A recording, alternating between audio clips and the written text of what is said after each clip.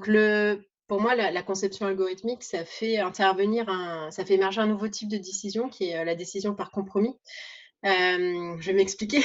Donc l'idée, c'est un peu de se dire: «On arrête de choisir, au feeling et on commence à faire des arbitrages intelligents». C'est pas juste de la génération de variantes pour, avoir, du choix finalement, mais c'est pour chercher, on va dire un panel de solutions qui sont les plus optimisées.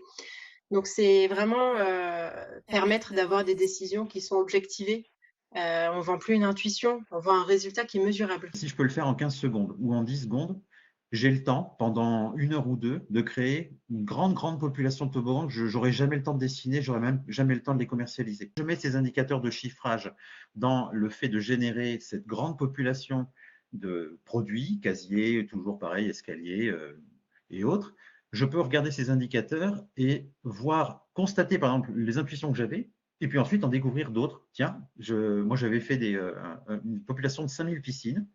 C'est très simple, on a les indicateurs et les coûts de production qui sortent, donc on a 5000 piscines, et puis d'un seul coup on se dit, tiens, il y a des piscines qui valent beaucoup plus cher. Il y a un bon qu'on n'avait pas imaginé, il y a un bon, tiens, dans des choses qui ne peuvent pas être calculées de manière linéaire. Donc on observe, on trouve que c'est une raison de calpinage qui est assez difficile, assez obscure à imaginer tout seul, et qu'on ne peut pas mettre dans une réflexion ou dans une intuition simplement, puisqu'on n'a pas l'historique pour pouvoir en juger. Il y a cette possibilité d'avoir on peut appeler ça comme des découvertes inattendues, Oui. des formes ou des projets, qu'on n'aurait pas pu imaginer forcément à la main et qui découlent de, cette, stratégie de conception avec des règles et de la prise en compte de contraintes et il y en a enfin, parmi ces variantes, il y en aura peut-être une qui sera meilleure que celle qu'on aurait dessinée à la main.